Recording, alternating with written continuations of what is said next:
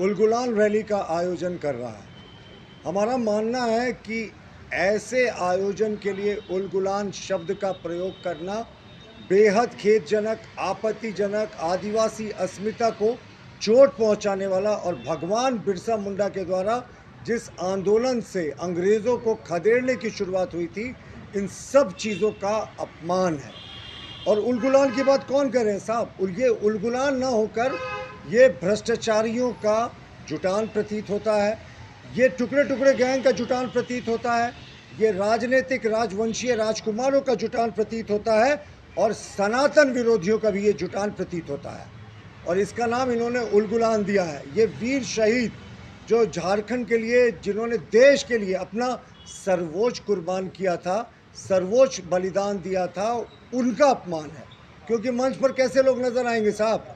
वैसे लोग नजर आएंगे जिन्होंने भ्रष्टाचार को बढ़ावा दिया है, या जिनके परिजन भ्रष्टाचार के आरोप में जेल में हैं, या ऐसे लोग नजर आएंगे जिन्होंने सनातन धर्म को गाली दिया है। तो हमारा मानना है कि ये उलगुलान शब्द का प्रयोग करके उन्होंने झारखंड का अपमान किया है और देश के समस्त आदिवासियों का अपमान किया उलगुलान रैली करके।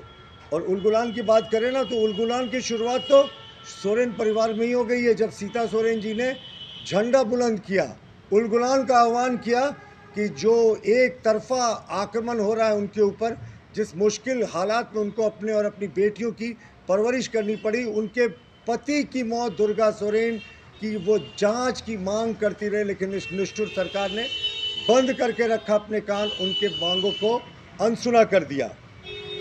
देखिए, और जो विपक्षी गठबंधन का हाल है वो किसी से छिपा हुआ नहीं है।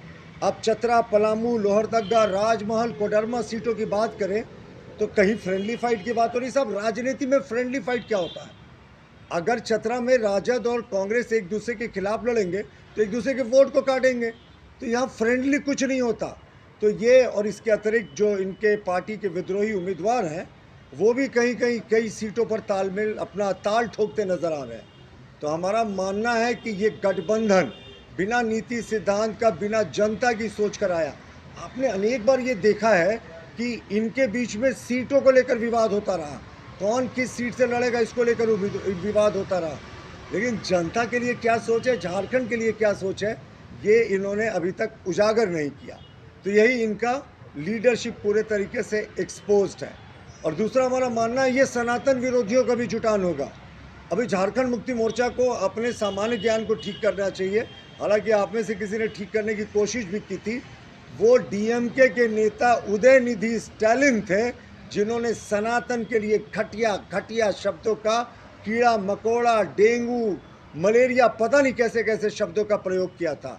और उस मंच पे तो कांग्रेस के नेता भी नजर आएंगे, जिनके सांसद डी शिव कुमार ने अलग राष्ट्र की मांग की थी दक्षिण भारत के लिए। तो ये तो टुकड़े टुकड़े गैंग के लोग हैं।